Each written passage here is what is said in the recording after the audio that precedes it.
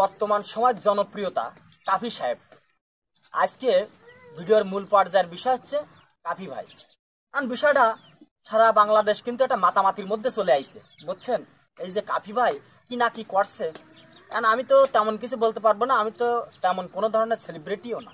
কারণ বিষয় হিসেবে গিয়ে কাফি ভাই বই মেলায় স্টল দিছে, ঠিক কথা, আমি মানলাম সে স্টল দিছে, কিন্তু স্টল দেওয়ার মধ্যেই কাফি ভাই বই বিক্রি করবে, এ করবে তা করবে, করুক।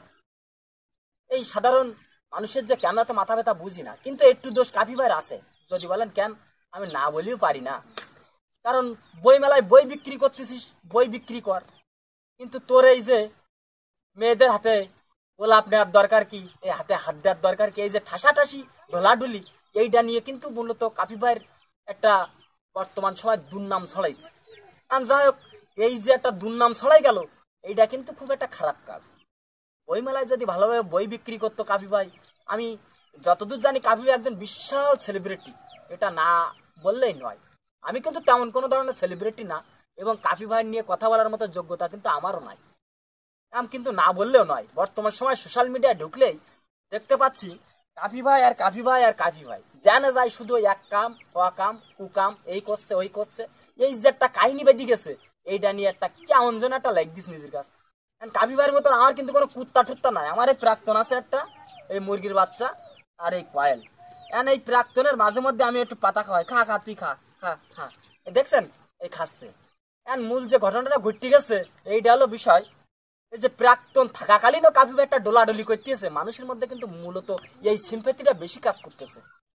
কেন যে ডোলাডলি করতে গেল আমি এইটাই বুঝতে পারতেছি।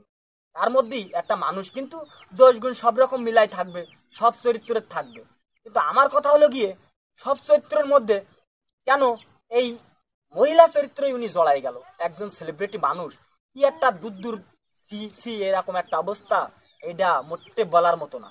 এই যে ঘটনা ঘটতে গেল, এর জন্য খুবই দুঃখ প্রকাশ করতেছি।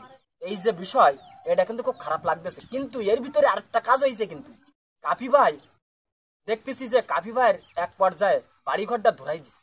আসলে মানুষ কোন ধরনের মানুষ বা কি রকম ধরনের মানুষ, কাফি ভাই ভুল করুক আর ভালো করুক আর যাই করুক, এইটা কাফি ভাইয়ের দোষ।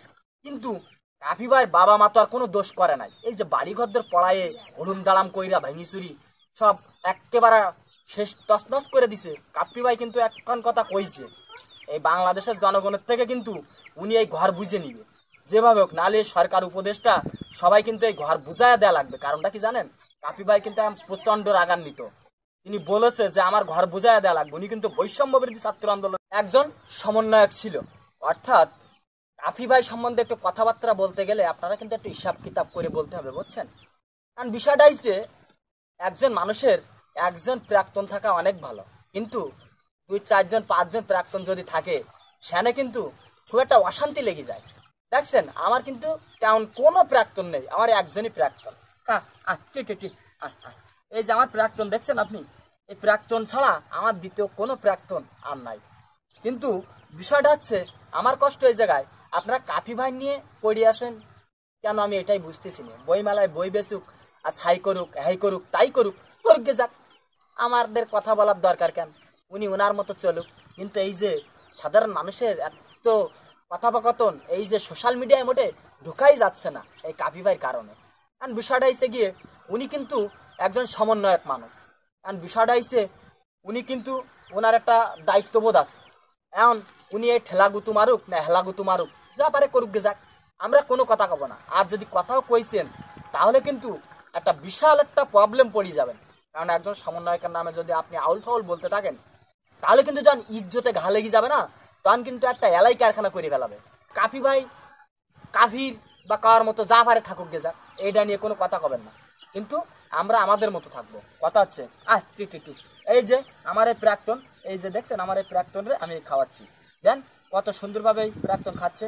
এই দেন, এই দেন, এই যে একটা ভালোবাসা প্রাক্তনের মধ্যে, খা এই যে প্রাক্তনের মধ্যে একটা ভালোবাসা, এই যে ভালোবাসা দেখছেন, এই যে ভালোবাসাটা আছে, এইটা প্রাক্তনের সাথে থাক বা না থাক, কোনো কাপঝাপের মধ্যে জড়ানো যাবে না। কাফি ভাইয়ের কাছে একটাই রিকোয়েস্ট, ভাই আপনি জোড়াবোটা টানা টানি হেসড়াইছিলি যা করবেন করেন, অনলাইনে এসে কইরেন না। এই জিনিসটা মানুষের হয়তো নিতে পারে নাই, একটু বিষয়টা খারাপ লাগছে, তাই আপনার নিয়ে সমালোচনা করছে। আপনি একটু সেলিব্রিটি মানুষ, আপনার নিয়ে মানুষ সমালোচনা করতেই পারে, এটা একটা স্বাভাবিক জিনিস। এটা নিয়ে আপনি খুব একটা নাড়াচাড়া করেন না। এখন আপনি যেভাবে আছেন এভাবে থান, আর সাধারণ মানুষের বলবো যেন কেউ যেন এটা নিয়ে নাড়ানাড়ি না করে। যাই হোক, আমার প্রাক্তনটা এই ভিডিও তৈরি করতে যে অনেকক্ষণ বন্দি আছে, আমার প্রাক্তনটার এখন একটু ছাড়িয়ে দিচ্ছি। আপনারা একটু খেয়াল করেন, আমার প্রাক্তনটা এখন একটু বেরোবে, তো এখন ওরে আমি বের করে দিচ্ছি, বুঝছেন? কারণ এই ভিডিওর মধ্যে আমার প্রাক্তনটা আমার খুব ভালোবাসে। হ্যাঁ, এই দেখছেন আমার প্রাক্তনটা, এই যে আমার প্রাক্তন।